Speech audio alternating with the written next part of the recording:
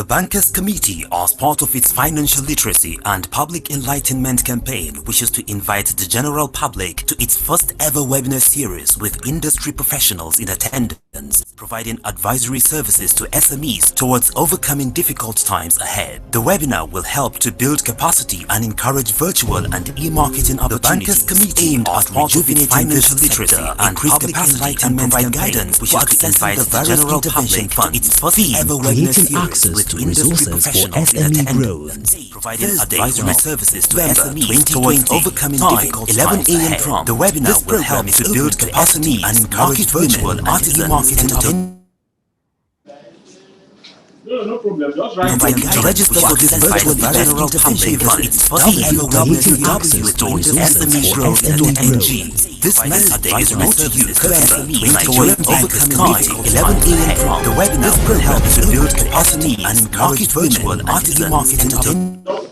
Right, put it in writing. Every other thing is yes. Anything where there is not written is not said. So, all right. Good morning, everybody. Good morning, everybody. It's so good to have us here today.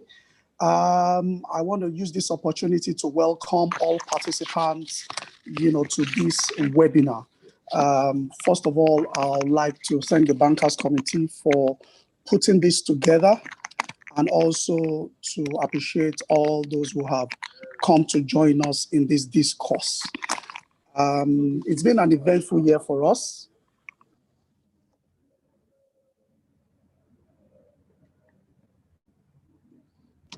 Sorry, excuse me. So I want to use this opportunity to thank everybody for joining us at this Bankers Committee, webinar. It's been an eventful year. Firstly, because of the COVID, and then also for us in Nigeria, the recent protests, and which you will agree with me that both incidences, had its toll, on businesses in this country. So I want to thank you for joining us. The title of this webinar is Sustainable Options for SME Growth. Like I said, I want to thank the Bankers Committee, for putting up together this first online webinar. And we just hope that we'll continue to have such capacity building initiatives, from now henceforth. We have with us not only notable panelists, but people who are proven in their field of endeavors. And so I'm just going to be introducing the panelists to us. First, we have Dr. Mohammed. Dr. Mohammed is the General Manager of Small and Medium Enterprises with the Bank of Industry. And he's held this position since 2018. Dr. Mohammed has extensive exposure in investment, commercial, retail banking, and public service. And he spent 3 decades, of active work around budget and economic planning.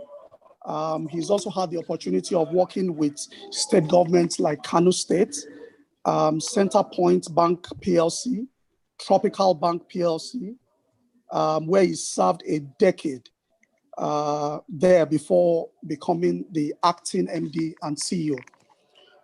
Also, in addition to that, Dr. Mohammed has been in the C-suite for a while. At some point, Dr. Mohammed was the acting MD CEO of Unity Bank, and he's a member of the technical committee on merger or he was a member of the technical committee on merger of 9 banks to form Unity Bank.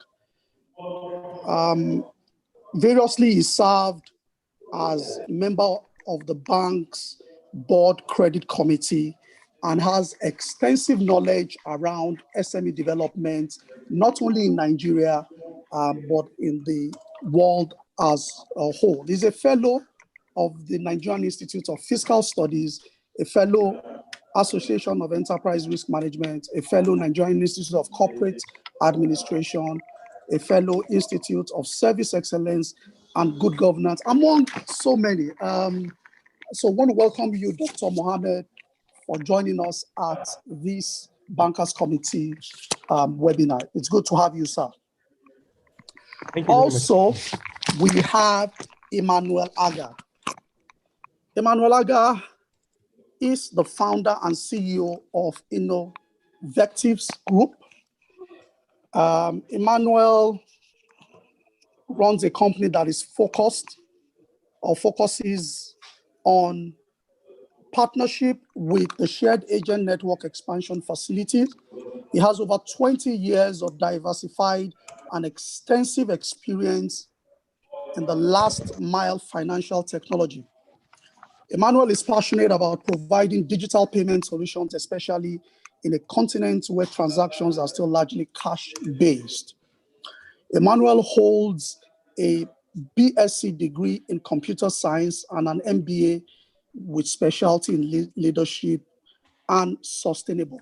Sorry, pardon me to quickly mention that Dr. Mohammed holds a bachelor degree in economics. Good morning. He holds a master's degree in the same discipline and also holds a PhD in economics from Bayero University. So thank you so much for joining us, Emmanuel, as we explore opportunities that are available for SMEs at this discourse. Also with us, we have Albasu Bashir. Albasu Bashir is a consumer protection executive at the Central Bank of Nigeria. And he's also worked extensively on issues around consumer protection and looking for ways to further the cause of consumers in their relationship with the banking sector in Nigeria. Thank you, Albasu. And finally, on the panel, we have Ndidi Amaka Okanu. Ndidi, you're welcome. Ndidi is a divisional head with GT Bank. Her career spans over 20 years, and she has expertise in running both retail and corporate businesses. Presently, she's the divisional head of GT Bank's South Bank, which spans 5 states. She holds a first degree in agricultural economics from the University of Nigeria, Nsukka, and also she holds an MBA with the Edinburgh Business School, and she's also a chartered accountant. Under this experience and strength are in credit structuring, financial statement analysis, change management, and driving, establishing startup initiatives with a keen focus to deliver on objectives. Ndidi, you're welcome. Thank you so much for joining us at this discourse today. Thank you. My pleasure. Thank you. All right. My name is Okpeyemi Ojeshino. I will be your moderator today. I head the personal and SME banking for Unity Bank, and I've worked extensively with entrepreneurs for over 20 years. I also hold a bachelor's degree in agric economics, and I hold a PhD from Edinburgh Napier University with specific reference to leadership and business administration. And so I want to welcome everyone for joining us today, and I'm sure that we'll have an interesting discourse, and this discourse will begin to create opportunities for all stakeholders and will eventually, impact on the nation's bottom line and increase the growth of the country. Now, as you well know, SMEs are important in nation building. Various researches have been done. At this point, I would like to appreciate if we can mute our mics. I'm getting a response back. If it's possible to help us mute the mics. Thank you very much. So like I said, SMEs are important to nation building, and it's important for us to, like never before, begin to pay adequate attention to issues around SMEs.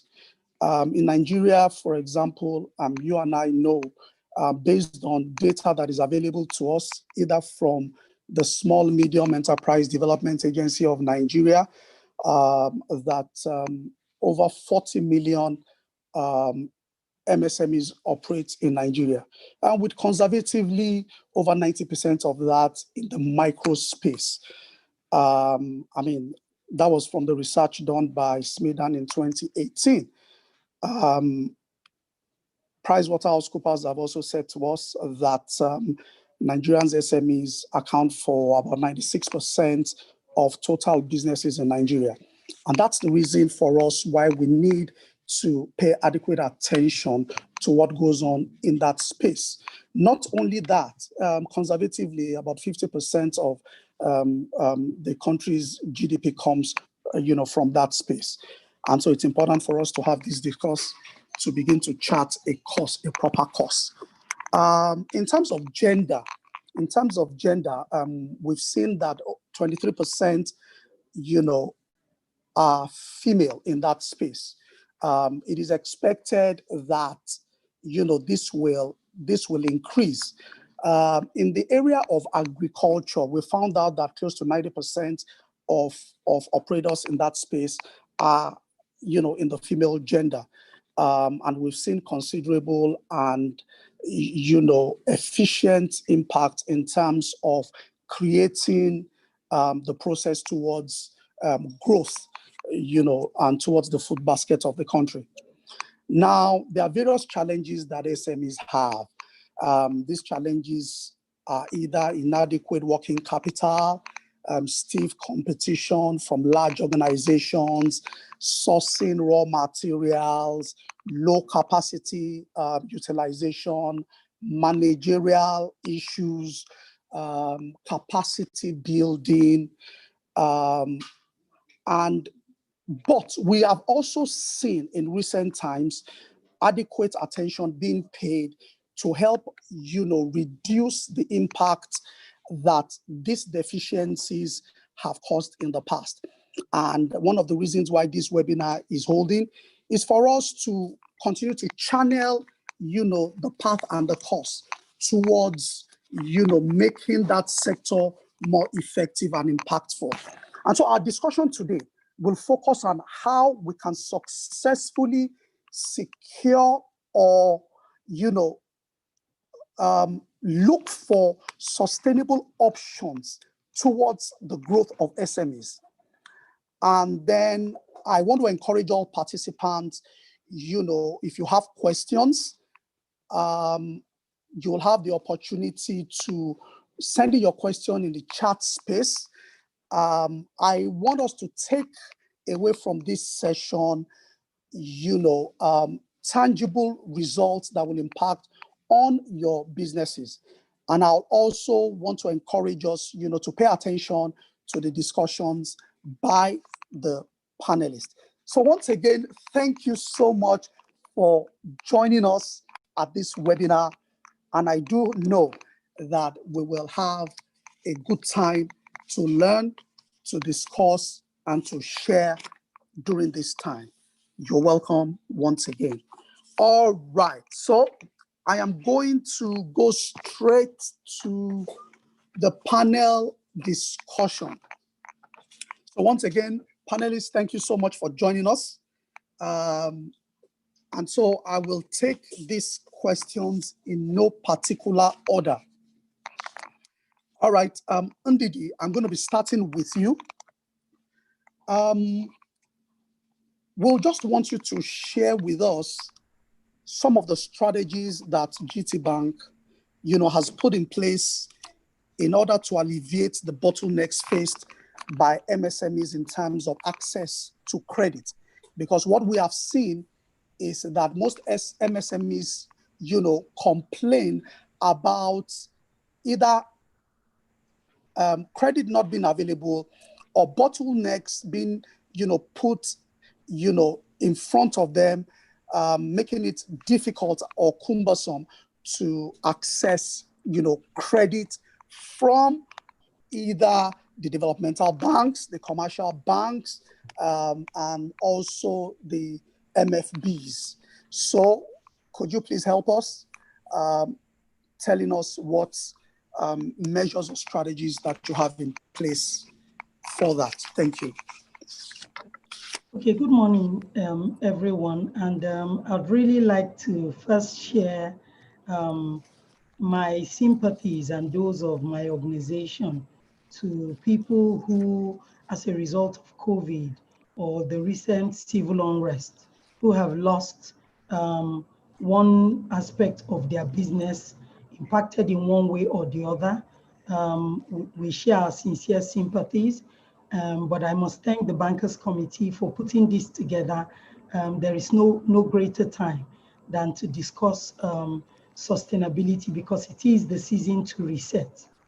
I have said again and again to every small business owner, I have a lot of friends who are small business owners and entrepreneurs themselves, that banks make money from lending money.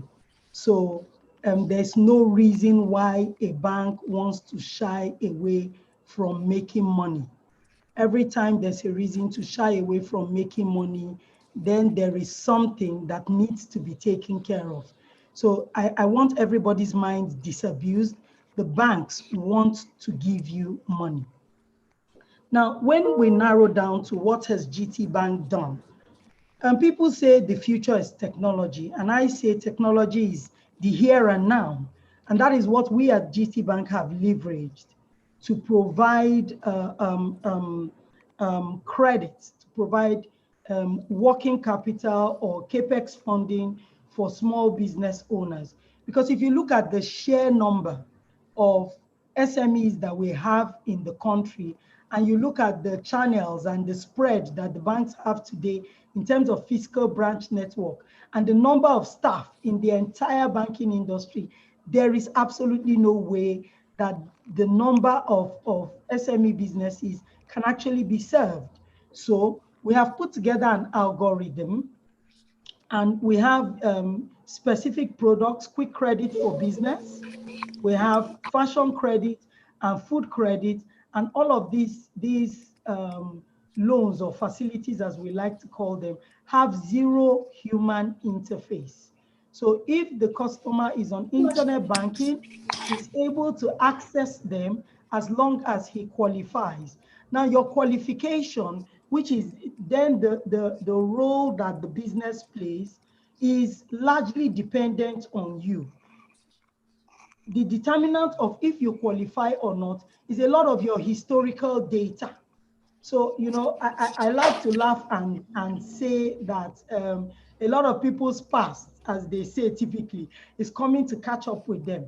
So my advice then to small business owners in terms of being able to access these facilities, and I know that a lot of banks have also told this same line, is you need to then go and clean up your past so that your data is meeting up with the requirement, and continue to operate a structured, more disciplined organization, because going into the future, all of these algorithms will consistently be tweaked and tweaked and tweaked and fine-tuned so that the banks are managing their risk.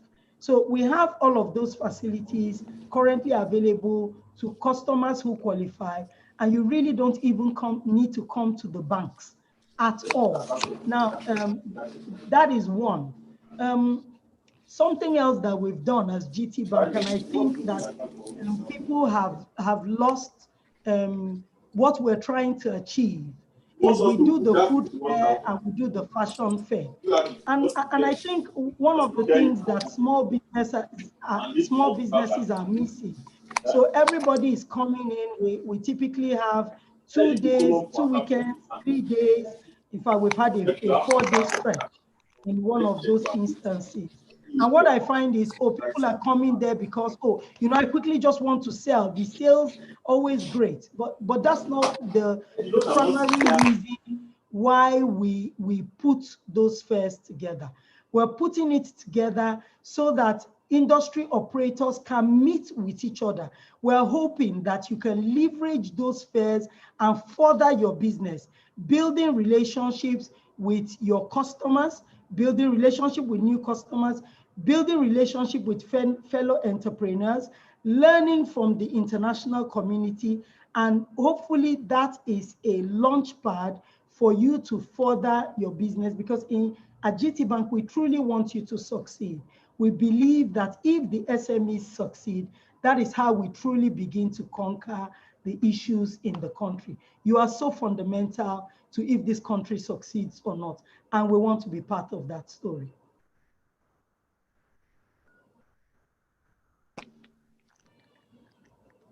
Hello? Hello? Yes, okay. All right, thank you so much, Ndidi. Wow, that's interesting. And I like what you said, what you started with when you said that banks make money from lending money. So why shouldn't bank want to lend? The other thing that you talked about has to do with technology. As we go on in this discourse, you may have another opportunity to run us through that. But like you said, historical data is very important. I think the challenge most SMEs, MSMEs have is, number one, issue around data. Number two, not being able to separate their personal funds from their business funds. And until we begin to do that, we may find it very difficult, to have access to this. So thank you so much, Ndidi, for that. Okay, I would like to go to Dr. Mohammed. Doctor, thank you so much once again for joining us. With your experience, detailed experience in various places where you have worked. You have been the CEO at Unity Bank. You've also been the CEO at Tropical Commercial Bank and a few other places. We want to know, sir, from your experience, we know that BOI, where you are presently, is a good example of alternate source of financing in Nigeria today. Based on your experience, apart from financing, what are some other bottlenecks that MSMEs face in the marketplace? And what strategies have you been able to put in place at the Bank of Industry, to alleviate, these challenges and bottlenecks? Over to you, sir. All right, thank you very much, and good morning to all. And I would like to thank the Bankers Committee for creating this kind of forum to provide kind of education to Nigerians as to the challenges of SMEs and how we can be able to get over them. Like you rightly stated, Opayemi, dealing with challenges of MSMEs is like dealing with challenges of small businesses in Nigeria. Like you rightly said, 41, according to official data of SMEDAN, 41.5 million MSMEs in the record. Even if on average they employ 3 people, you can imagine over 120 million people are working. This goes to show that if we are able to get it right in terms of supporting MSMEs, then we will be on a straight line towards sustainable growth and development of this country. Some of the challenges that MSMEs typically face are common to all, but I can try to summarize them. Basically around finance, challenges with getting finance, and they get this challenge. They have these challenges of finance largely due to problem of lack of, for example, unstructured nature of their businesses. Normally, a one-man business or a one-man plus one member of your family business, and which makes especially the DMBs to have a lower appetite to lend into them, challenges with corporate governance issues and so on. Then another major challenge that also impacts negatively on MSMEs is issue of high rate of interest rates, which is one of the major challenges that we have in this country. Poor bookkeeping, lack of credit history. You know that in the US, for example, since I think, if I can remember very well, 1941, they started this credit scoring system. And based on that, you can be able to assess and, propose credit facility to individuals and to small businesses. This is not yet in place. And for that, a large number of MSMEs do have challenges relating to access to funding. In Bank of Industry, for example, we realize those challenges seriously and put in place some measures that will support. For example, we have supported about 15,000 MSMEs from 2015 to date, and with credit facilities amounting to over 154 billion naira. And aside from that, our interest rate, of course, because we are basically a development bank, so the raising the tar of our existence is not profit motive, unlike DMBs. So nobody challenge us about issues relating to profit. Most importantly, our KPIs centers around growth and development of the small businesses, of the economy of this country. So our KPIs centered around, for example, how many jobs are created in a business that we are supporting, for example. What impact has that business done to the society? So looking at all those issues, for example, typically our interest rate is lower, which is understandable. We do lend to MSMEs at an interest rate of 10%. And with the advent of COVID, for example, Central Bank, if I can recall very well, came up with, we are very proactive in coming up with different policy measures towards supporting businesses, like a 50 billion fund for individuals and small businesses, as well as 100 billion naira for healthcare, and the upcoming 1.2 billion for SMEs. They also instructed us to reduce the interest on the intervention funds from 9% to 5%, which we have done. And the bank also looked at its own funding. From our funds, we wrote each and every customer of ours, informing them that we have reduced interest from 10% to 8% in the first instance. And secondly, we also granted moratorium on principal repayments for 3 months. And sadly, because we don't manage only the Bank of Industry funds, we have funds managed on behalf of some other organizations, for example, like the Nigerian Content Board, which have $350 million aimed at supporting local content. We also engage them. They also agreed to reduce their interest rate from 8% to 6%. Other managed funds also were contacted, like the managed fund that we manage with state government. They also agree and reduce their interest rate. So we have done a lot to provide this kind of support. And in addition to that, we came up with some initiatives. Like in 2015, we came up with 2 initiatives, basically, Graduate Entrepreneurship Fund and Youth Entrepreneurship Fund. And from that aspect alone, we have granted over 2 billion naira to small businesses, mostly startups, mostly with zero or no collateral, but based on their business model, amounting to over 2 billion. And most of them are doing well. Like the Graduate Entrepreneurship Fund, we normally just ask for the NYC certificate of the promoter. We also supported in training because we realize that some have ideas, but to get those ideas into fruition, they need support, they need hand-holding. So either through BDSPs, Business Development Support Program, or direct interventions, we supported over 15,000 small businesses. So I think I will stop from here, maybe subsequently later, so that I don't take most of the time. Thank you. Thank you so much, Doctor. There were points that you raised here, and I'm excited about what you have said you do, around youth entrepreneurship development. Wow, over 2 billion in the past 3 years. That is commendable. with zero collateral.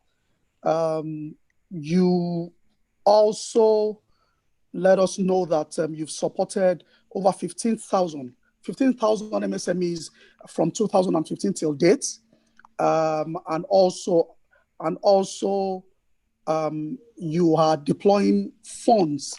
I mean, you have in excess of 50 billion funds to deploy for those impacted by the present pandemic. That is really commendable. Thank you. But I'm still going to come back to you very soon, sir. Before I do that, I would like to go over to Emmanuel. Emmanuel is the MD of Innovatives. Emmanuel, I would like to find out from you. There are those who are here right now who do not have an idea of the objectives or the roles of SANEF. Can you please give us an overview of what SANEF is about and the role that SANEF plays around financial inclusion, and what your organization also, has been able to do, to collaborate with other stakeholders and also SANEF, in reaching out to the populace, especially those who are in places or regions that are excluded financially. Over to you, Emmanuel. All right, thank you, Boemi, and good morning, everyone, once again. So SANEF, for short, stands for Shared Agent Network Expansion Facility. It's an initiative of the Central Bank and the Bankers Committee to deepen the spread of agent network in Nigeria. All right, before SANEF, there were close to about, we're averaging about maybe less than 30,000 agent networks across the country. And for a country of close to 200 million people, the number of financial touch points are not enough to serve the population. And that's the reason why we see a lot of queues at ATM points, our bank branches and all that. So it was important to to spread out financial touch points. And the central bank a couple of years ago came up with the agent network framework. And so SANEF was set up about 2 years ago to drive that agent expansion across the country. And today we are close to about well over 250,000 agents under the SANEF initiative, of course, working with several operators like our company Innovatives. So what we do as shared, as operators or super agents, as we are called, or mobile money operators, is to work with small businesses. Interestingly, SME, we're very comfortable with SMEs because over 90% of the agents are SMEs. We leverage their business outlets to extend financial services to the unbound communities where they operate. So you find out that in a neighborhood, you may not find a bank. You will not in neighborhoods where you will not find a bank or a hospital or not, that there is always a neighborhood business. There is always an MSME or an SME in that locality, that Mama Sikira that is serving that community. We leverage that outlet as a financial touch point to now extend financial services to that community. So that's how we work with MSMEs. And so at SANEF, the partnership is with financial institutions partner with us, leveraging this shared agent network to extend financial services to unbound communities. We are not where we want to be. The target was to close the year 2020 with about 500,000 agent outlets. Today we're about 300,000 plus agent outlets. So there's still more to do. There's still a lot to do. But we are, the reason why we're very excited about this conversation today, because like I said, agents are small businesses, MSMEs that we partner with to extend financial services. So if they are empowered by the bankers committee, if they are empowered by Bank of Industry to increase their capacity, they can also now take on additional services or providing financial services to the communities in which they exist. One of the biggest challenges of agency banking is that an agent needs to have working capital in order to be able to serve the community. And for a small business that is juggling between managing their own working capital, it becomes very difficult for them to also function as financial services agent, because they can't afford to split that capital to do agency banking work and also run their primary business. So we are interested in this conversation because if we can help these agents increase their capacity, then they will also see more and more businesses out there wanting to be, comfortable to also taking on agency banking. We believe that the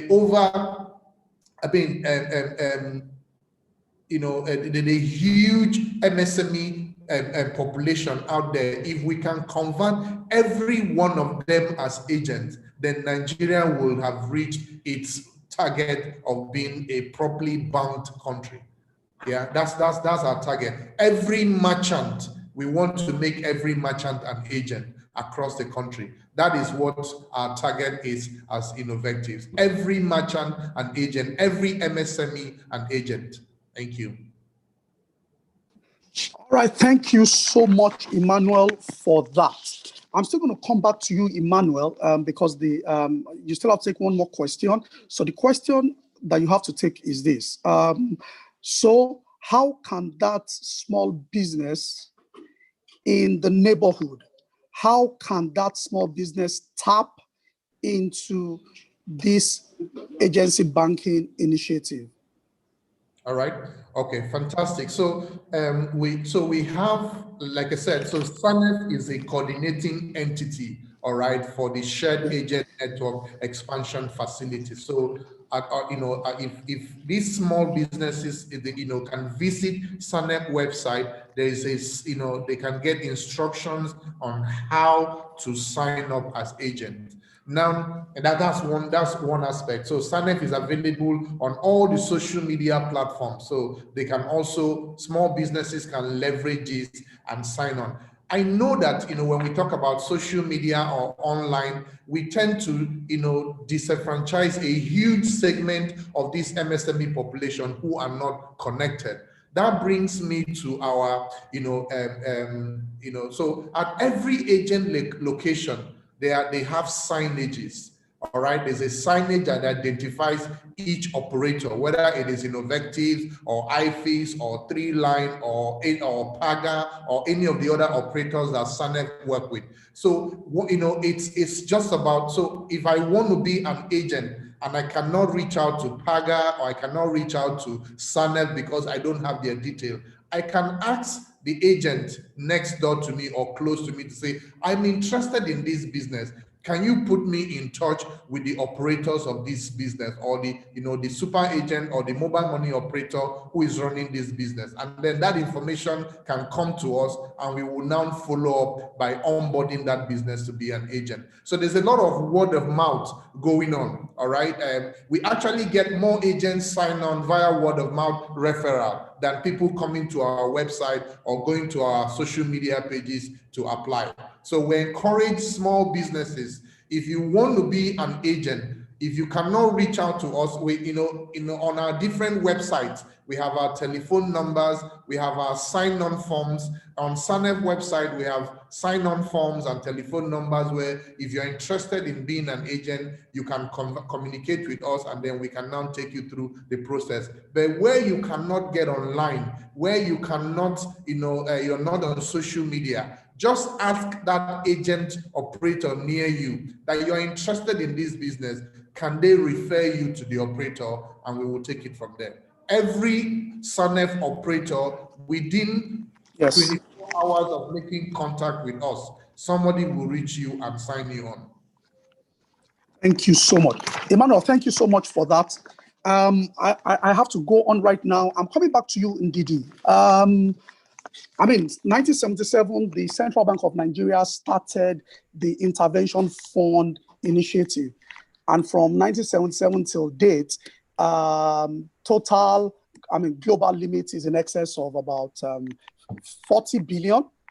I just want to know, at GT Bank, I want to know how your organization has been able to tap into those intervention funds for the benefit of your customers. I have said this because MSMEs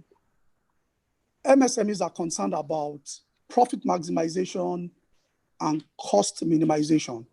For them, one of the key challenges that they face is interest rates issue. So how has your organization been able to tap into the various intervention funds that are available?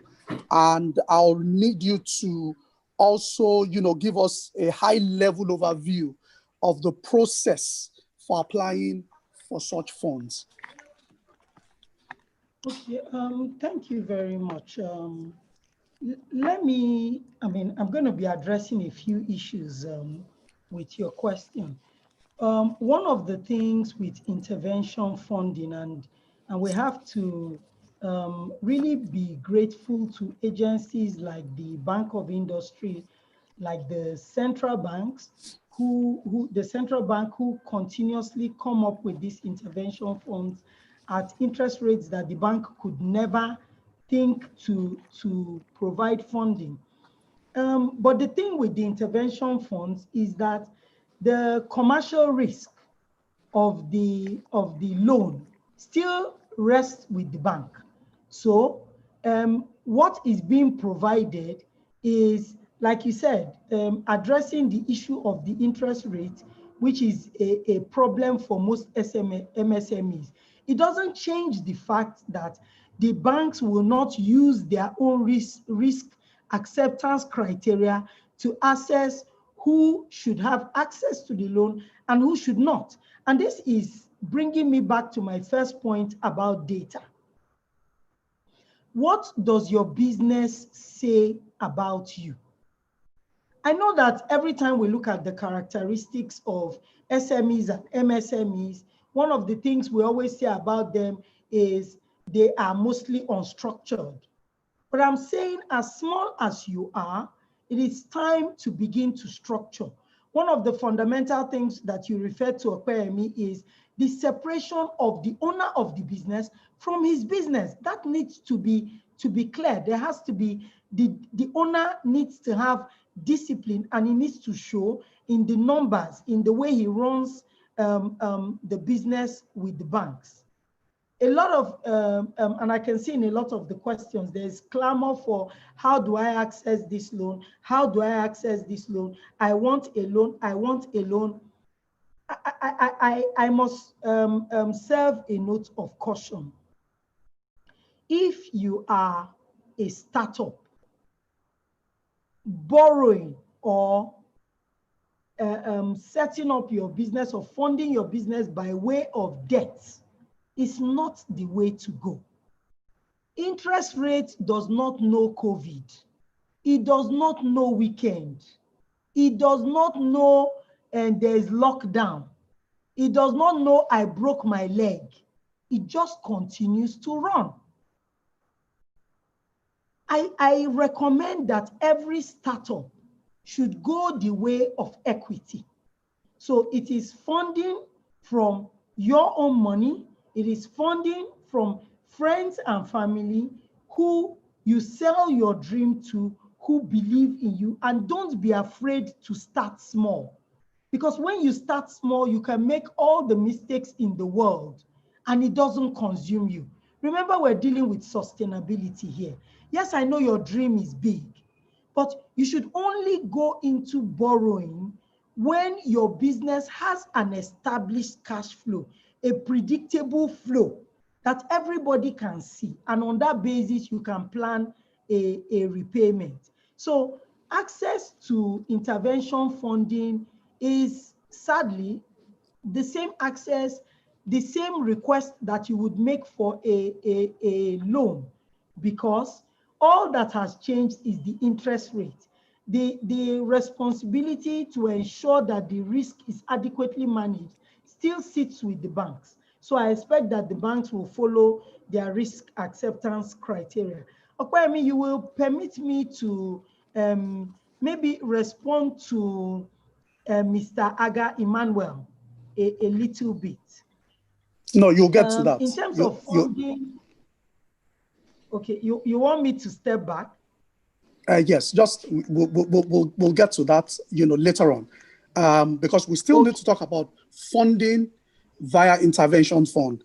And while I appreciate what you have said GT Bank is doing, there are people who have a contrary opinion to what you have stated or your processes. And so I'm going to bring in the executive from the Central Bank of Nigeria right now. Just like I said, while your processes are appreciated, the truth is that the MSMEs still want to minimize its cost and maximize its profit. So just hold the thoughts there. I'll be back to you again. I will want Mr. Albasu to, let us know, just give us top level, high level of the process for applying for intervention funds and what funds that are available. And thank you so much for joining us, at this webinar. Thank you very much, Okwayemi. Good morning once again. My name is Abubakar Bashir Alabasu, and I'm of the Consumer Protection Department at the CBN. Now, there are a lot of interventions that CBN has on ground, and they have their various dynamics. So, so for instance, now, because we are talking about MSMEs, we have interventions that cut across various sectors. So from agriculture to youth empowerment, to infrastructure, and so on. So a lot of them. Now, because we are talking about MSMEs, maybe I should just take us straight to some of the interventions that are there for the MSMEs. But like I said again, these interventions have their various dynamics. So I would also, at the end of my small talk, perhaps direct participants to where they can go and look out for those dynamics. Now, for example, now the MSME Credit Guarantee Scheme is also under the Credit Guarantee Scheme that you were talking about. What it does is it helps to encourage financial institutions, banks, most especially, to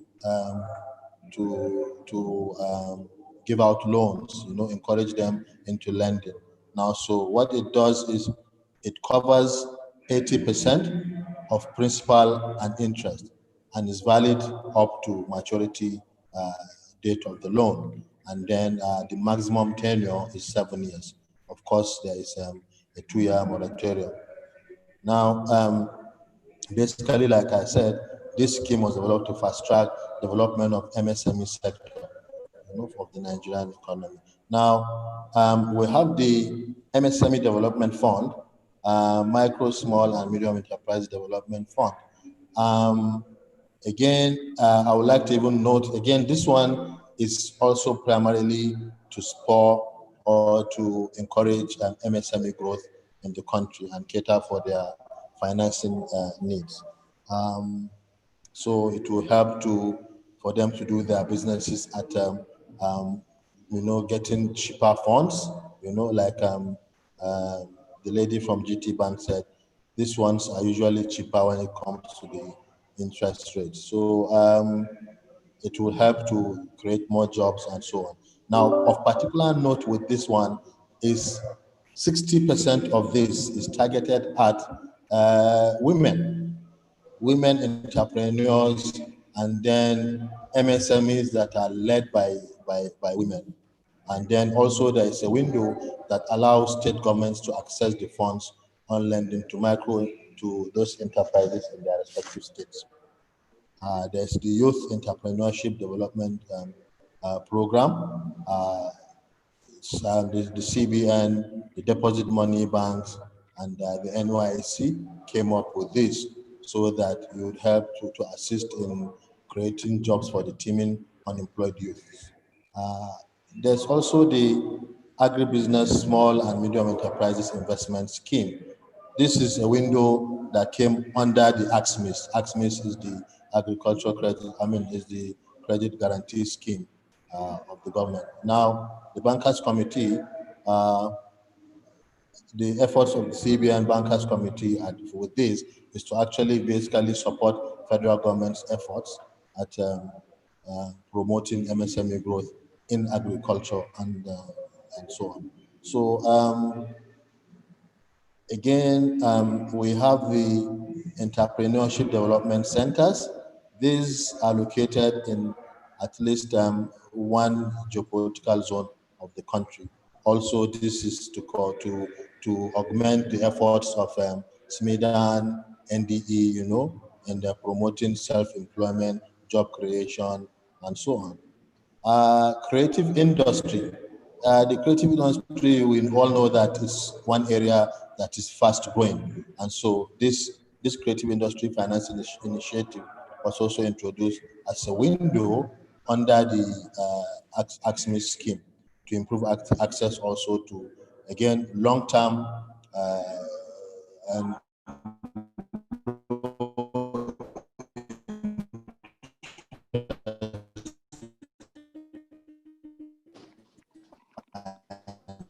I think we're losing you there.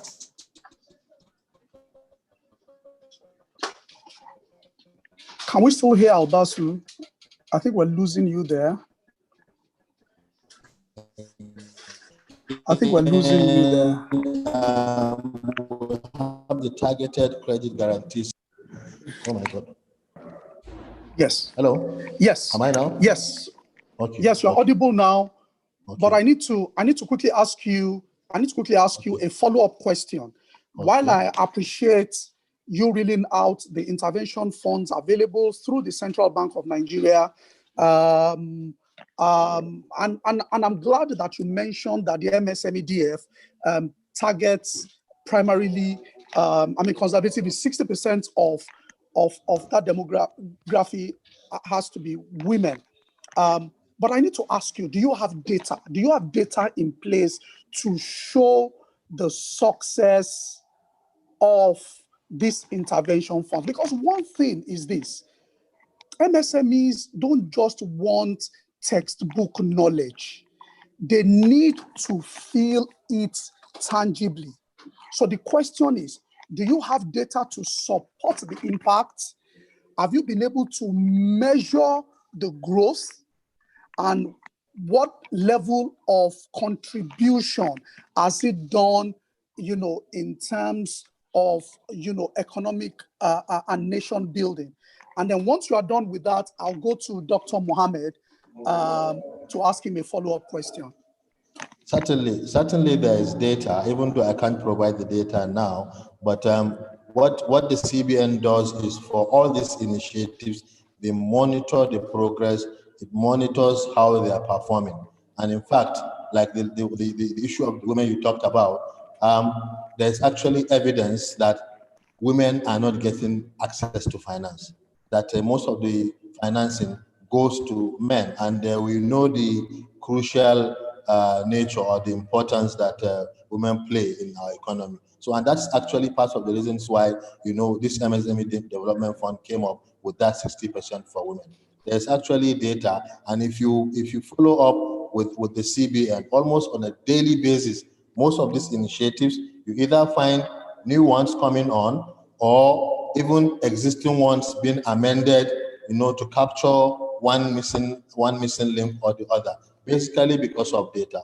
Unfortunately, I cannot provide any data now, but there's actually evidence of how these interventions are performing.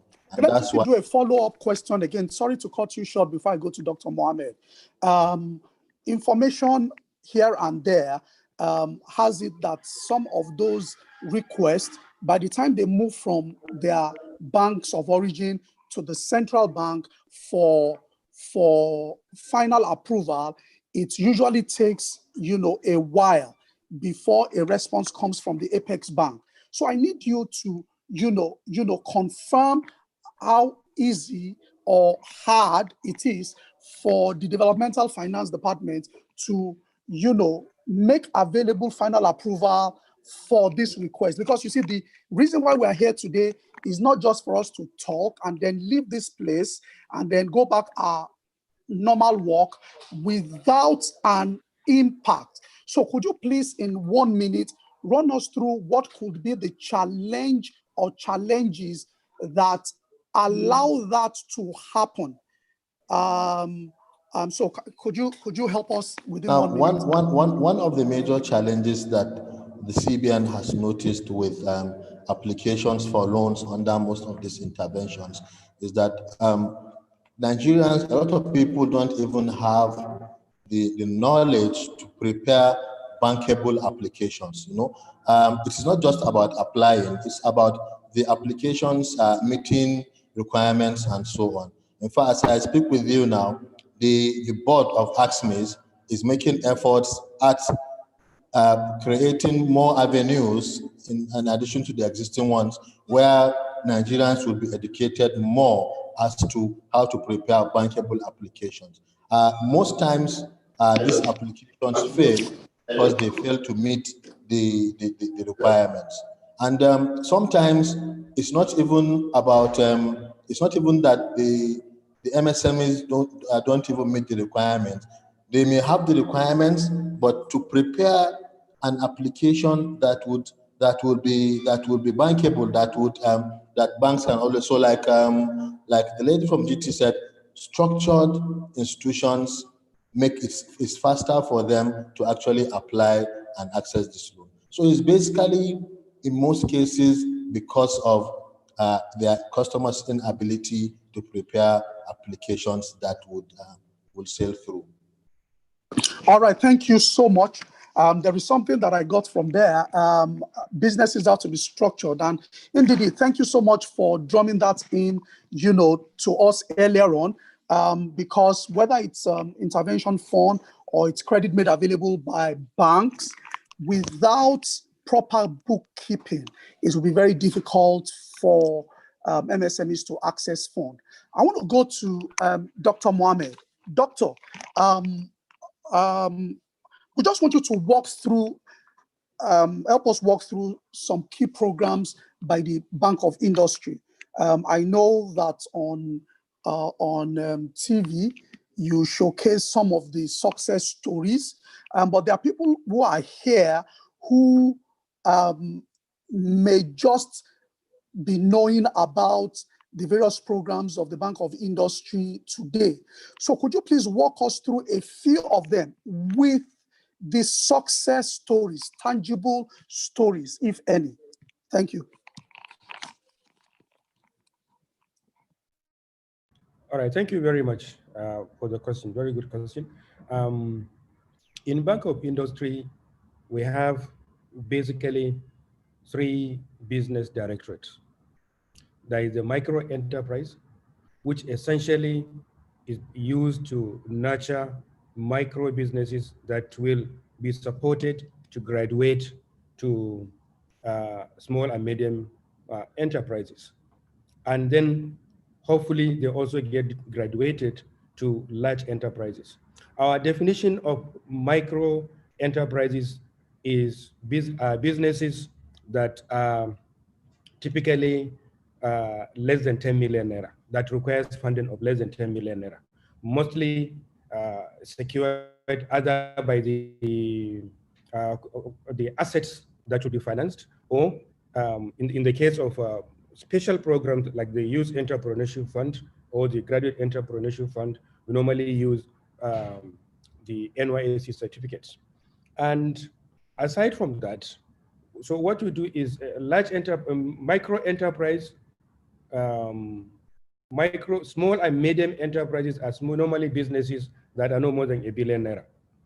So you can imagine the preponderance of the businesses are typically SMEs. And then anything above 1 billion are businesses that are in excess of a billion naira. Our support cut across all sectors, from agriculture, agribusiness, oil and gas, mining, solid minerals, engineering, and technology. And typically, our support to businesses, we normally support businesses that have some kind of backward integration.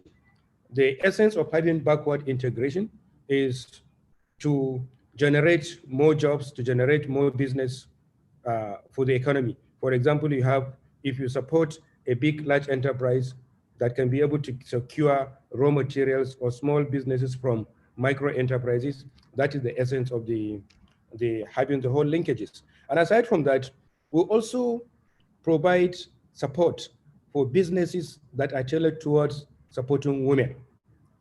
We have a whole division that is in charge of gender businesses that we support gender businesses. Like I said, as far as the micro and small enterprises are concerned, particularly small and medium enterprises, about 15,000 from 2015 to date, about 15,000 small and medium enterprise businesses were supported to the tune of about 160 billion naira. And most of those businesses, I can comfortably report that they are doing well.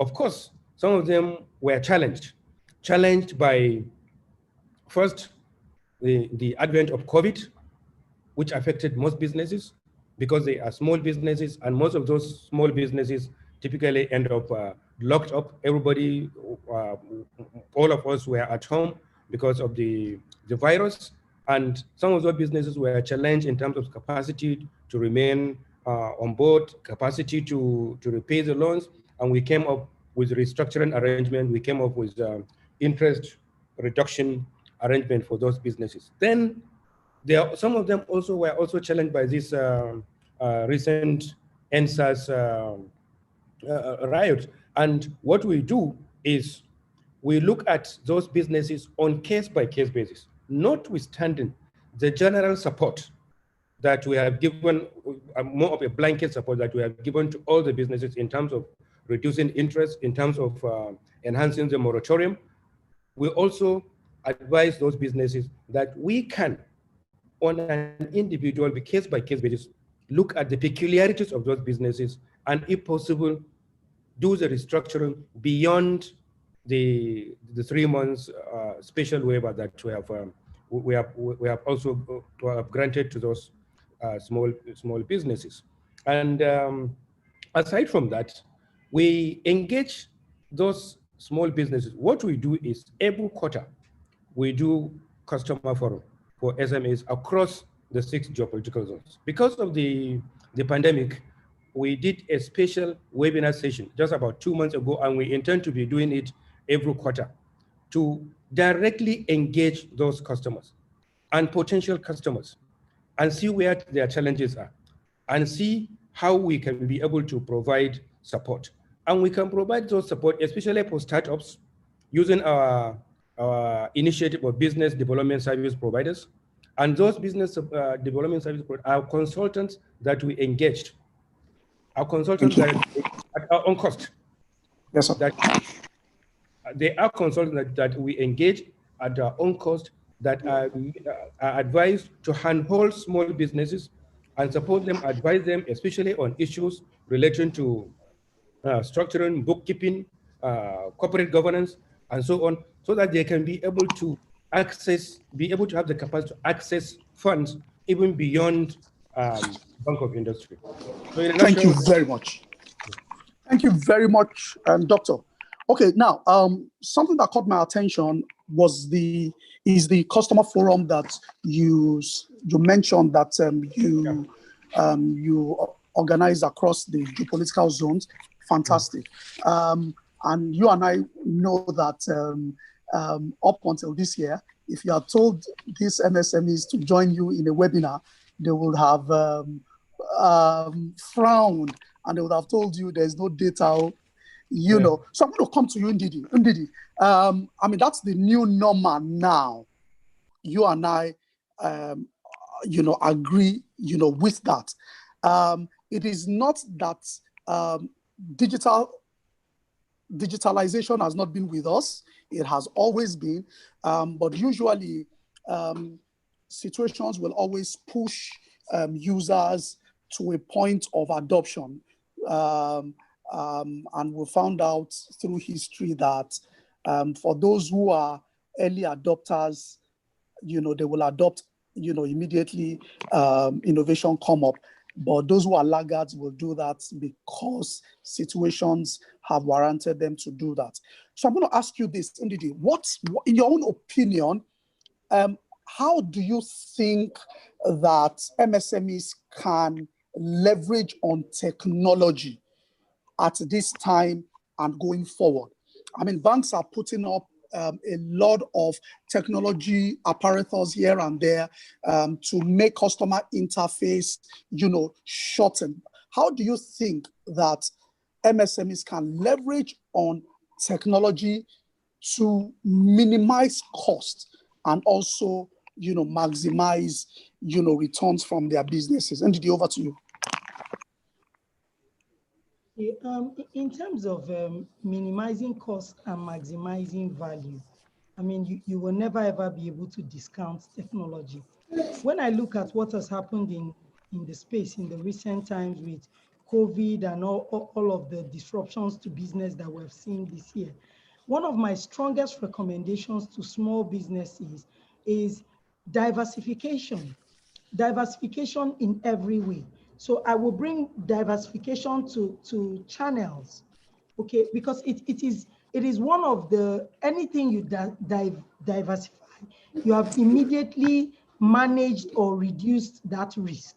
So leveraging technology for small businesses and cutting costs would then be, you need to ask yourself, do I still need that front office? Do I still need the physical infrastructure? Do I still need the store? Do I need to be paying rent? Can I leverage different online platforms?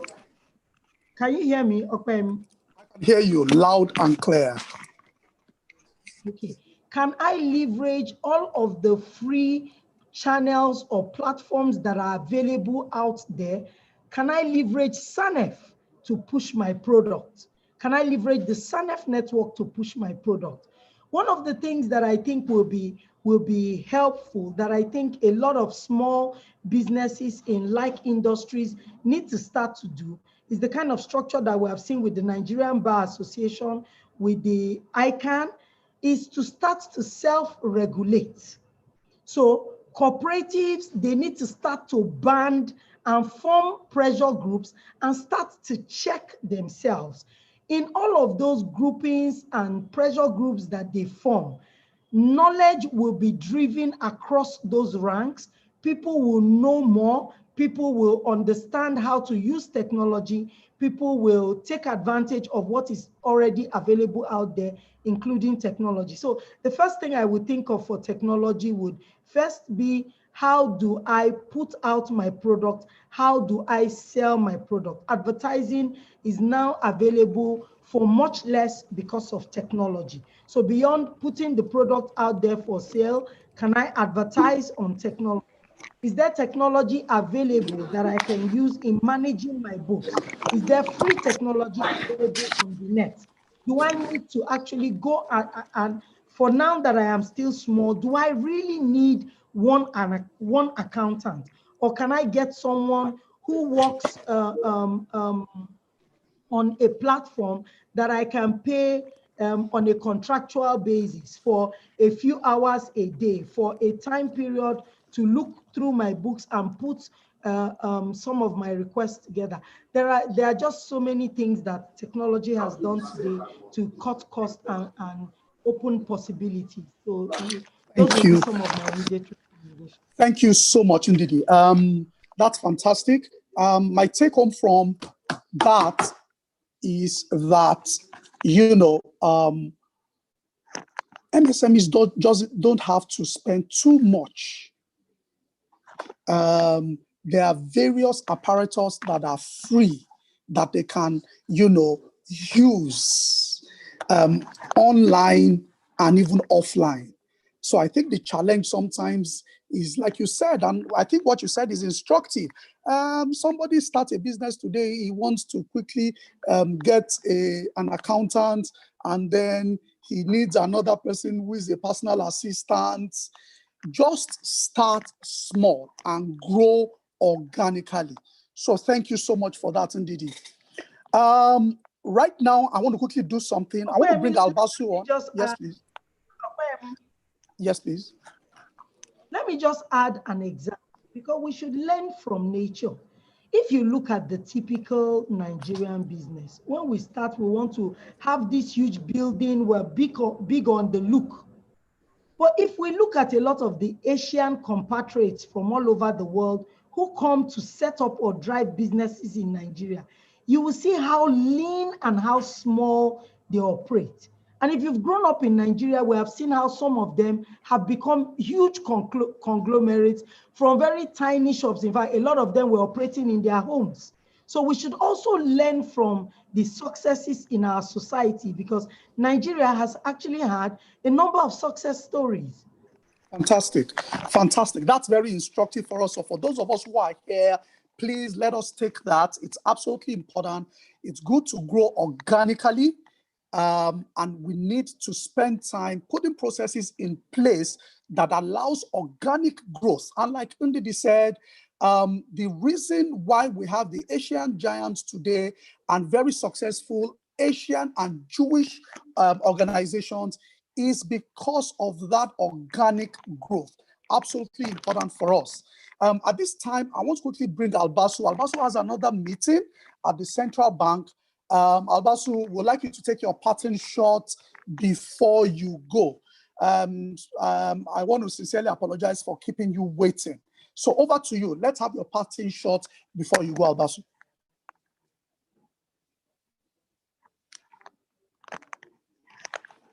Has it left? Okay, I think it has. I think it has. At this time, I want to quickly go to Emmanuel. Emmanuel, so you've been able to run us through the apparatus around SANEF and all of that. But there may be somebody who is here who is asking questions around, I'm interested. So what advice would you give anyone who is at this webinar who wants to become an agent? What process should that person go through and put in place? Over to you, Manuel. All right, thank you. So like I said, agents are small businesses who we work with to extend financial services within their community.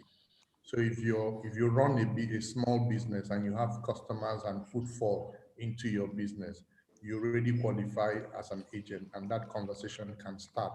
What you simply need to do is go to sanefng.com. Okay, I put it again, sanefng.com, and apply. You go to the and apply to be an agent. SANEF will reach out to any of the operators that you select and give you and follow up with you. All right, and then we can now take you through the onboarding process and training and all that is going to be done. Now, there are two, sometimes we think that we need a lot of money to be an agent. You can work with banks to do account opening and BVN enrollment, and from there grow your capital to now start doing cash in, cash out. All right, because to be able to do cash in and cash out, you need to be able to have working capital in place. Sometimes if you it may impact your primary business, especially in times like this where you're just people are just getting by. If you take your working capital out of your primary business and put into the agency business, that primary business would suffer, and that is really the basis for which we're dealing with you. So you can start off by doing account opening and other non-transactional agent banking services, all right, that can from there you grow your working capital, and then you can scale up to start doing cash in, cash out that requires you to have some element, some float in place to be able to facilitate that business on behalf of the banks. So that's essentially how easy it is. Get on to SANEF, register, give us your details. We'll reach out to you in the next 48 hours and then take you through the onboarding process. Because I am representing SANEF at this event, I cannot give you the contact details, my contact details, or that of my organization, because I won't be doing justice to the entire SANEF ecosystem. That's why I am directing all of you to go to SANEF, register, provide your details, and then we'll take the conversation from there. Thank you. Thank you. Thank you. Yeah. Okay.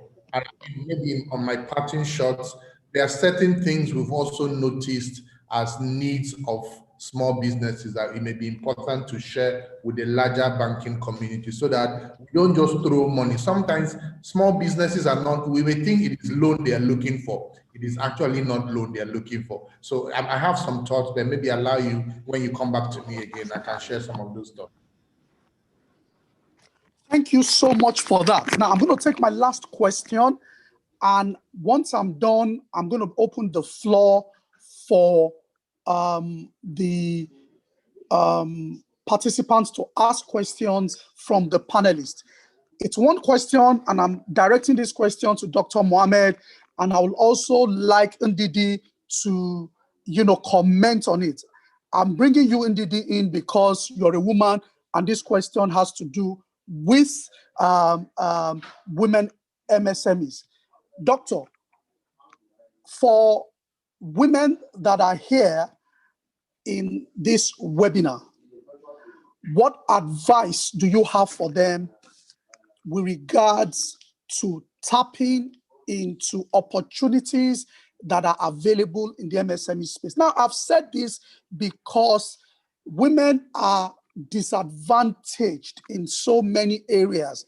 In fact, somebody once said to me that a man can take the certificate of occupancy and tender it, for a credit. But if he builds that same house with his wife, before she can use it for her business, it could actually be war. So women go through various challenges. So your advice, sir, and then once you are done, Ndidi, since you are an expert female species around women issues, I will also want you to challenge and encourage any woman who is attending this webinar on how they need to go about building and developing their businesses. Doctor, over to you, sir. Okay, thank you very much. Just as a follow-up to what you said about NDD, let me just make a declaration that I'm a technical advisor to Commonwealth business in Nigeria. So just to underscore the fact that I have that passion for supporting women business. That is on a personal note. But you see, on a general note, there is no doubt about the fact that even when you look at the micro and the small, medium enterprises business that start, especially the micro businesses, they are largely managed by women. But when you look at, when you analyze the trajectory of, graduation from micro businesses to small and medium enterprise or to large enterprise, you begin to see that women are disadvantaged. And women largely get disadvantaged because in our own typical, African Nigerian setting, women that are opportune to even do a business are also challenged with plethora of responsibilities: keeping the home, taking care of the children, taking them to school, bringing them back, raising them up, feeding them, ensure they sleep, ensure they wake up early to go to school, before they also create the little time to do their business. Apart from the fact that when they start their business, they are the ones typically disadvantaged, especially on issues relating to critical financing. We know all that. And because of that, for example, in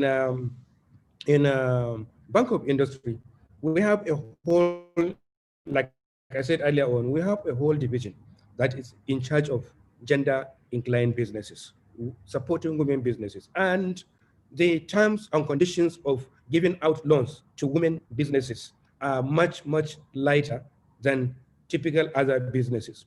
We are also able to secure some funding that, as part of the conditionalities of giving out those loans. For example, we're about to start managing about $30 million fund to support small businesses from Islamic Development Bank. And part of their condition was that at least 50% of that business, 50% of those funds should go to women, small women businesses. And typically, like you rightly stated, Opaimi, the women businesses get challenged with issues relating to collateral. Whether the collateral belongs to them, maybe sometimes because of our culture, they do not even have right over their own property.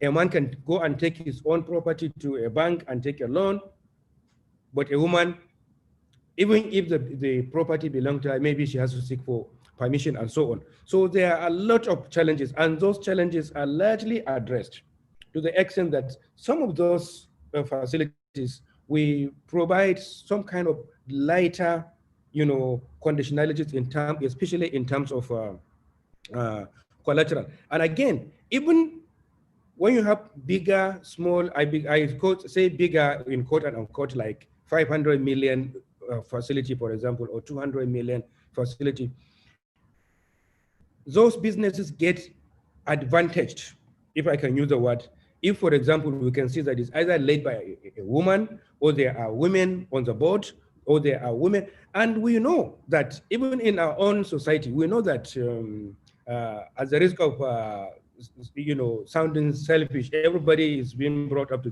this world by a mother, by a woman. Most women don't default. And I can challenge the Deposit Money Bank maybe to look at their own record. Women business, they don't default. There is a cultural issue.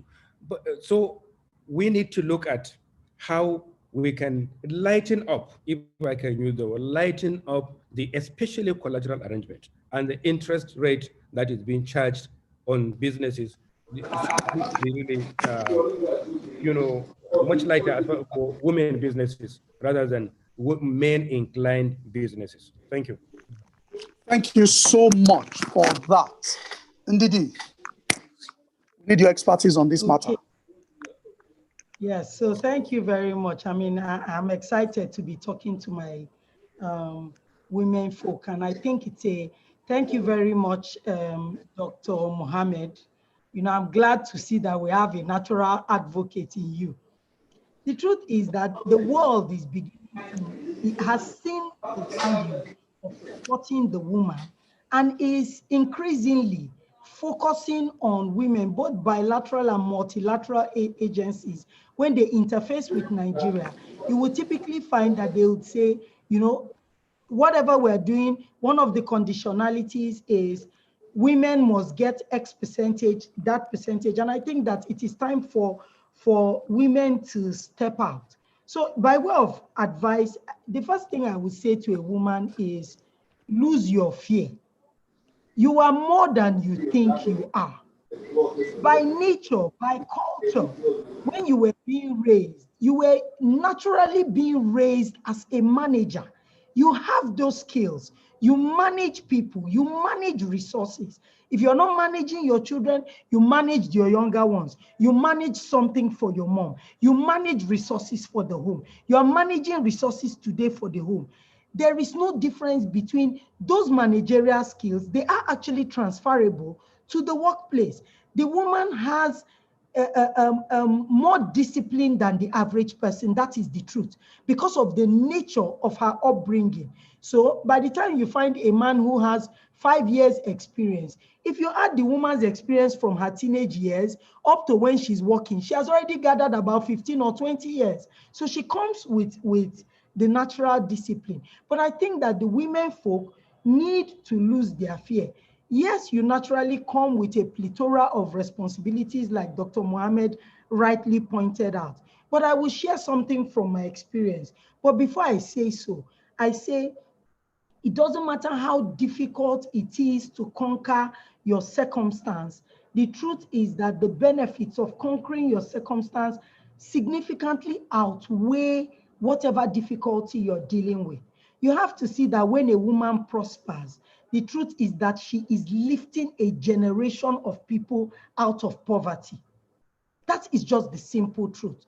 When a woman prospers, she changes the mindset of her children. She sets them on the way to living a prosperous life themselves. When a woman learns, her children learn. Everybody around her learns. So you have to see that the weight of the responsibility is so much more than the difficulty of what you're having to deal with. So what is that singular thing that you need to change? If you were to ask me, you have to go back and visit your routine. What is your routine today? Sacrifices will need to be made. I have been in banking for over 20 years. Getting here required sacrifice. But one of the critical things that has happened for me is every time my life changed, I have children like you, I'm married like you, I have a happy home like you. The truth is that every time my children were younger, my routine needed to be adjusted for that life. When they were older, my routine needed to be adjusted for that life. You can't stay with one routine all your life. It will kill you. So change your waking times, change your sleeping times, and honestly, lose your fear and you're on your way. Thank you so much, Ndidi. I can't agree less with you for two reasons. One, because you have spoken the truth. And number two, if I say otherwise, I may not have my dinner today because my wife is online also. All right. Now, at this point, I want to thank everybody. I want to thank all the panelists for joining us to discuss this. Very quickly, as we begin to round up, I am going to be taking some questions right now. I have noticed that some of those questions have been attended to, and so I am going to skip them. But Emmanuel, this question is for you, Emmanuel. Lawan Maruf is asking, why have we been told as agents to stop accepting transfer from our customers? Please, can you attend to that for us, Emmanuel? I mean, I'm not sure Lawan phrased that question correctly. Okay. Why we agents should stop accepting transfers from our customers. It also depends on operators. These are the following banking services that are allowed at agent points: cash in, cash out, account opening, fund transfer, bills payment, airtime top up. Other financial institutions can add a bit more. So funds transfer is really part of the agent operations or services that an agent can carry out. So I'm not very sure what Lawan is alluding to, but what we have asked or what we advise our agents to do is to make sure that there's a proper KYC. All right. For instance, or you document that transaction. If somebody comes to you and is moving a huge amount of money, transferring a huge amount of money through your location to someone else. For instance, someone comes to you and they want to deposit 5 million naira at your agent location and have you transfer that money from your till account to a destination account. First of all, that transaction limit is clearly above what an agent should handle. Because if you look at the agent banking regulation, there's a prescribed financial limit. The regulation says at no point in time should an agent, both cash at hand and cash at float, be more than ₦1 million. All right. So there's a risk there's a risk inherent in agency banking. If people now come and use the agent location to begin to perpetrate money laundering and all kinds of terrorist finance activities, you put the financial system at risk. That's the reason why regulation has stipulated what limit of transaction can be. Thank you.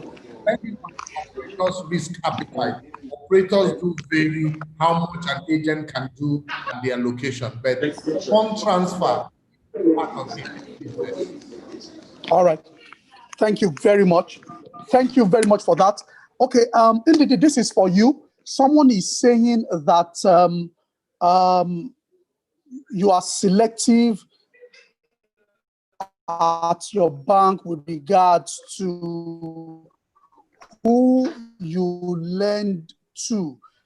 This person said that I have an account with, this person has an account with your bank, and I've tried to access loans several times, but she has been told several times that you serve only certain sector. And she wants to know why, if this is so, why it is so. In 1 minute, that, Ndidi. No, it's not so, okay? But I know that we have done some restrictions because the truth, which is why I am proposing self-regulation. Initially, it was open to all industries as long as the data we were seeing supported what you wanted to get. But the kind of default that we started to see in certain industries, the lack of discipline, the sheer audacity not to repay, then simply meant that, look, there's a problem with this particular industry. But for most areas, most businesses that SMEs fall into, we are still open. The fact that this person is still having to go into the banking hall then means that they probably do not qualify. You need to ask yourself, how long have you been doing business with GT Bank? Have you actually been running that account actively? Can we see that it is being used for business? You can't just come, you are new, we have no data, no history with you, you cannot access the funds. You cannot have, if you were not using your account actively so that we have data that we can interpret, you cannot access the funds. So you have to go and look at how you have operated with the bank. If you have operated well with the bank, then truly there's a 90 to 95% chance that you qualify. And then have you had return? Have there been other issues around? Those are the questions you need to ask. All right, thank you so much. Thank you for that, Ndidi. Dr. Mohammed, I'm going to pose this question to you. This person says, my name is Ukwegbu Onyekachi, MD Save and Buy Smart Mobile. She talks about the bottleneck around access to credit and she wants to know how players can devise flexible system that makes it easy for loan to be accessible. And I'm asking you this question, Doctor, because from what you have reeled out to us, it shows that you have done appreciably well in terms of, making funding available to SMEs. So in answering that question, I just want to know, and everyone who is present will want to know, what has the Bank of Industry done? What are the challenges you faced, and what advice can you give other operators to make access to fund, easy for SMEs? Over to you, sir. Okay, thank you very much. Let me first go to the specific question about issues relating to accessing the BOI funds. If I can take you back briefly to history, prior to 2015, the level of utilization of technology in terms of processing credits in BOI was limited.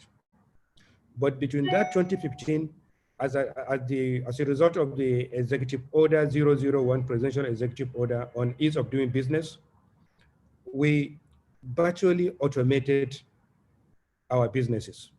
Virtually automated our business. If you go to our website, is well updated. If you go to our website, you can be able to see the different funds that can be accessible. You can apply from the website. You can get response through the customer care department. And internally, the credit processing system from the state level down up to the board level has been automated. So the level of utilization of paperwork has been drastically reduced to the extent that efficiency has been improved. And then even though if you don't have paperwork, typically if there is a paper is recorded, when it gets into your table, when it gets out of your table. Technology is also being used as a kind of a PMS strategy, to ensure that things doesn't just end up, on one person's queue for a longer period of time.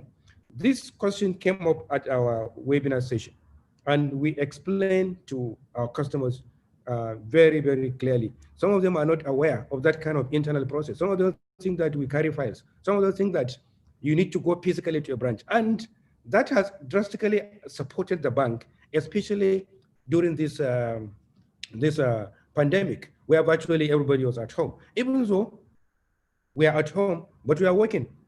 The working of Bank of Industry never stopped for a day. Why? Because of the huge investment in technology over the last 5 years at least, which means that everybody can work from home. Meetings can be done from home, from wherever you are. Most organizations get to understand the advantage of Zoom or Microsoft Teams meetings and so on at the advent of the pandemic, but we already have it.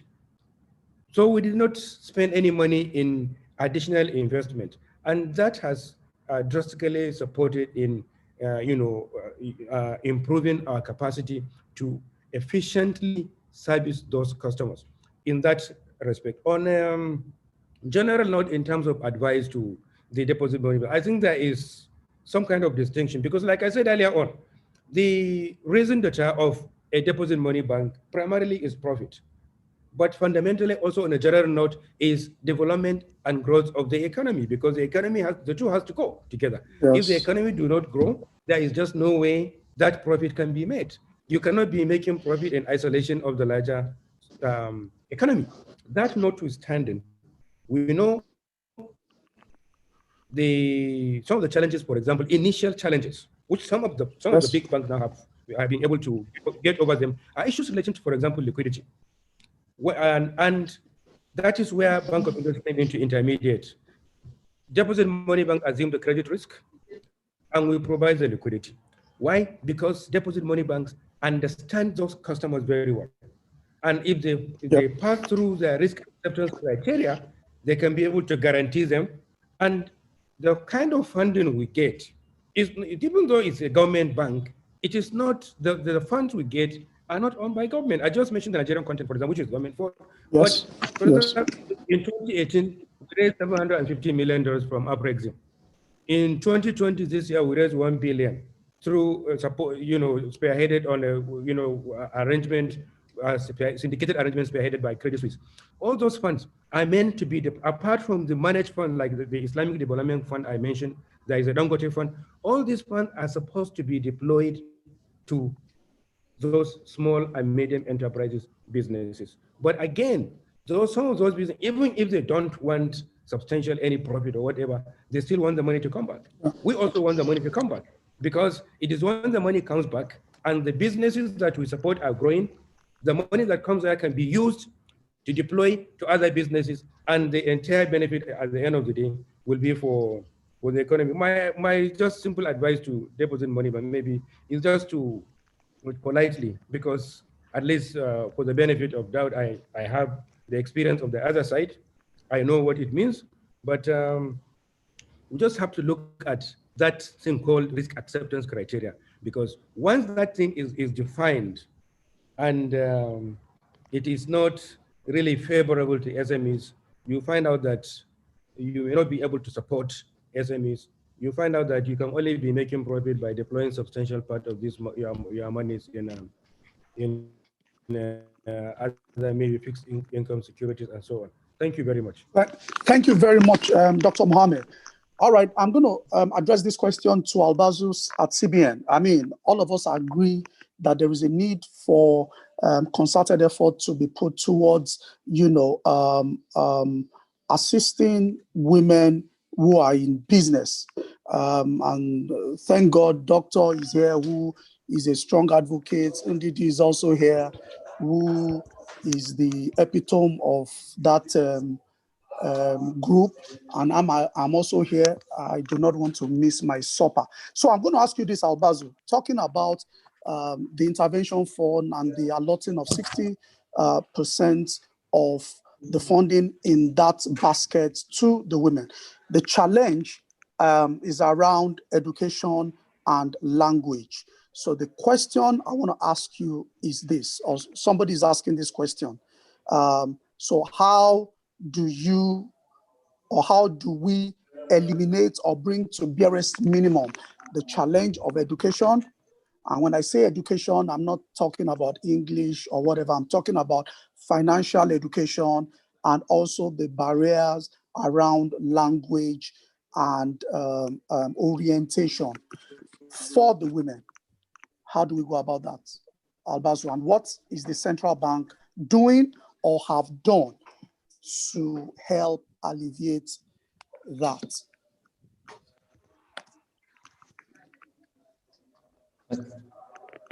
Thank you very much, Okoyemi. I hope you are saying. No, we're not seeing you, but we can hear you. Okay. Thank you very much, Okoyemi. I hope you can hear me now. Yes, Am I audible? Okay. Yes, you are. Okay. You are. So, the CBN actually launched the National Financial Literacy Framework. It's a document that actually articulates a multi-stakeholder approach to financial literacy and consumer education. The truth is that CBN alone cannot do it, and that's why we are partnering with as much stakeholders as possible. In fact, what we are doing today with the Bankers Committee is a product of this partnership. Again, that document articulates, we have different categories of the Nigerian population. With financial literacy, you cannot do a one-size-fits-all. So what we've done is to have different categories of the Nigerian population, and we're using different approaches to partner with them. There are we have an array of stakeholders. A lot is being done around that area, public mass sensitization and awareness creation. We have a targeted financial education program for MSMEs and farmers. I'd be happy if with this program we've done now, maybe next level will now be to explore partnership with organizations that are even on this call. We can partner with them to actually drive financial education for MSMEs and farmers. We have actually a whole package. We even have a platform that is being developed. Test run has taken place. Very soon, that platform will go up so that people can, on their own, go on to the website. It's called Sabi Money website. We developed with a development partner, and people can access financial education around that area. Things around savings, around money management, around how people can separate themselves, like Madam said, indeed, from their businesses. And so there's a lot we are doing around financial education. In fact, there's even a financial education curriculum that has been developed. Test run has taken place. As I speak with you, any moment that document, by the start of the next academic session, we are very confident that financial education will be taught in schools, from primary schools. Thank you. Thank you. That's fantastic. Now, I want to begin to round up. We've had an amazing time here today, but I need your parting shots. So I'm going to be starting with Ndidi. 20 seconds. Ndidi, 20 seconds, your parting shots as we begin to round up. Okay. Thank you again for the opportunity. My parting shot really will be, don't be afraid to start small. Structure, structure, structure. Begin to look for ways to give your business structure. Your business must be distinctly separate from you as a person. Pay yourself a salary, no matter how small. Don't be tempted to put your hand in. And if the business is still growing, please avoid taking debts. There must be someone who believes enough in you to support you with some kind of fund. Don't be afraid to start small. You will do well. Thank you so much. Emmanuel, your parting shot. Is Emmanuel with us? All right. Thank Yes, you. I Yeah. am. So looking through the Q&A, I see a lot of questions around how do I access loan to run an agent network, all right, or to run an agency business. Now, that's where we're missing it. If you look at how agent network is, the business of agency banking is a secondary business to a primary. You must have a primary business as an MSME. So the agency banking business is simply a rider or an additional revenue earner. But today, because of economic realities, people have gone to set up shop. If you rent a building, appoint a secretary, a PA, and buy computers and all that to provide agency banking services. Like Ndidi said, clearly, your cost outlay is high. You are not going to be charging the prescribed fees, and then you're going to be looking for how to make more money on how to take a loan to run an agency business. But agency business is a natural progression of an existing business. So if you're a mom and pop shop, or you run a grocery shop or a business center in a neighborhood, you already have customers, you already have footfall into that traditional business. So offering agency banking as a value add becomes additional revenue earner. I don't think BOI or CBN has any intervention fund to give loans to people to become agents of financial services. I don't think that exists. But as an agent operator, if we begin to see your output from your existing operation, we can now say, let's extend additional float to you to be able to do more. Yeah, that's because you've proven yourself in a little way, but you've not done it. You don't have any credibility with me, and you want me to give you loan to run an agency business. That's not going to happen. Thank you very much, Emmanuel. Albazu, your parting shots. Thank you very much, Opayemi. So, MSMEs, you guys represent the future of Nigeria. Take advantage of all the interventions. Visit the CBN website, www.cbn.gov.ng. You can also call 0700 call CBN. You can ask questions about the interventions. People will be there to attend to you. Also, take advantage of the financial system. There's a lot that it has to offer. Take advantage of it, learn from it, learn about your rights and responsibilities as consumers so that you can deal financial institutions from an informed perspective. Thank you. All right, thank you so much. Dr. Mohammed. Thank you very much. I think what we should, one of the parting shot that I should tell as SME businesses is that be assured of the fact that all businesses start small, and those small businesses are the engine room of the entire economy of the world, not even Nigeria, based on World Bank statistics. And businesses that we see as big conglomerates today start as either a one-man business or a husband and wife business. There is no time to start calling names. So in the midst of this pandemic, post-pandemic, leverage on technology. See how you can be able to be cost-conscious, ensure corporate governance, don't mix your personal needs with your business needs, and be extremely disciplined, start growing organically, then from there you can begin to grow, and you can begin to see what exactly are your needs, and define those needs in terms of tranches, in terms of immediate, medium term, and long term. Look for the medium term, assess yourself, see how far you have gone. Do you need additional funding or not? Can I still remain where I am? Can I ask for more money? Am I really growing? Is the business really growing? And ensure, like I said earlier on, there is a clear distinction between your business and your personal need. Thank you very much. Thank you very much, sir. Now, before I bring this to a close, I know we may still have people who have questions. If you have questions to ask, please send your questions to the dialogue box at smegrowth.ng. smegrowth.ng. Now, if you need further information, more information, you can also do the following. Number one, visit website cbn.gov.ng for more information. You can also go to the Bank of Industry website to get information, or all commercial banks that are available for information that you require. But just like I said, if you still have questions to ask, send it to smegrowth.ng. Now, the webinar is going to be shut down very soon. I want to thank you for making out time to come and attend this webinar. But there's good news, real good news. It's not over yet.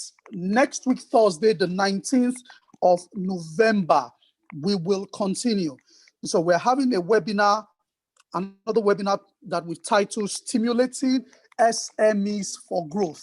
Stimulating SMEs for Growth. And so we're looking forward to having you with us at next week's webinar. I want to thank everybody. I want to thank the panelists. Dr. Mohammed, thank you so much for coming. Ndidi, thank you so much. Emmanuel, thank you. And our friend Albazu from the Central Bank, thank you so much, for coming. My name is Okpayemi or Jeshino, and it was a pleasure, hosting this webinar. Let's have a wonderful time. Bye.